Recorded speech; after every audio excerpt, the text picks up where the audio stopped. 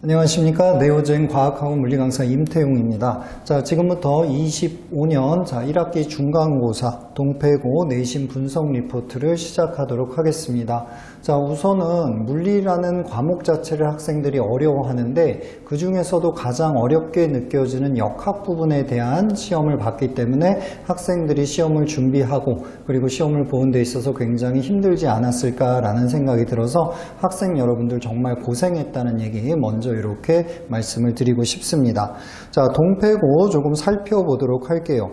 자, 동패고 같은 경우는 고3 기출문제를 변형시킨 문제가 약 30%, 그리고 수능 특강을 변형시킨 문제가 또한 30%, 그리고 그 외의 문제들이 한 30%, 자, 이렇게 골고루 출제가 되었습니다. 자, 그런데 자세히 들여다보면 고3 기출문제나 수능 특강 문제에서 고난이도의 문제는 단 한 문제도 출제된 게 없습니다.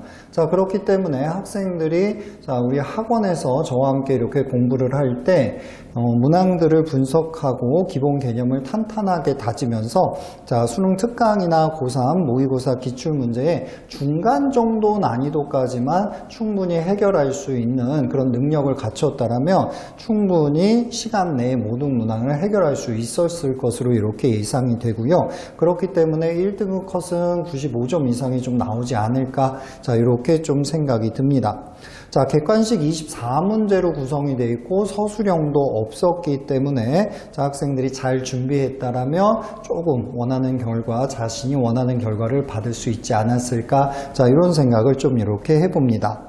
자, 문항을 조금 자세히 살펴보면 언급드리고 싶은 문항은 8번 문항입니다. 8번 문항 같은 경우는 고3 기출문제를 이제 변형을 시킨 문제였는데 해당 문제를 처음 시험장에서 봤다라면 당연히 당황할 수 있을 정도의 난이도가 조금 있는 문제였습니다. 하지만 해당 문제 같은 경우는 우리가 중간고사 대비를 할 때 같이 풀어본 문항입니다.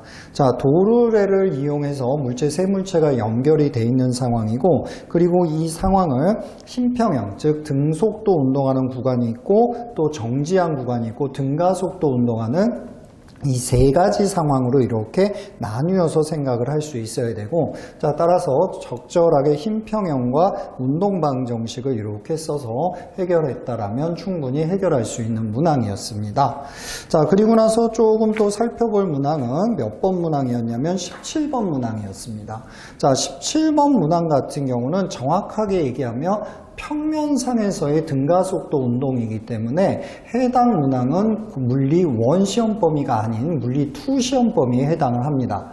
자, 하지만 해당하는 이 상황은 우리가 통합과학에서 너무 많이 준비를 했던 상황이었기 때문에 학생들이 크게 어렵지는 않게 답을 찾아낼 수 있지 않았을까라고 이렇게 생각이 듭니다.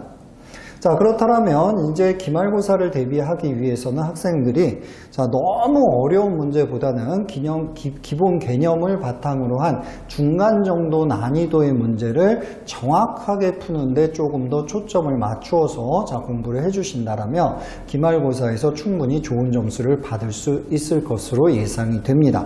자, 이렇게 내신 분석 리포트 마무리 짓도록 하겠습니다. 감사합니다.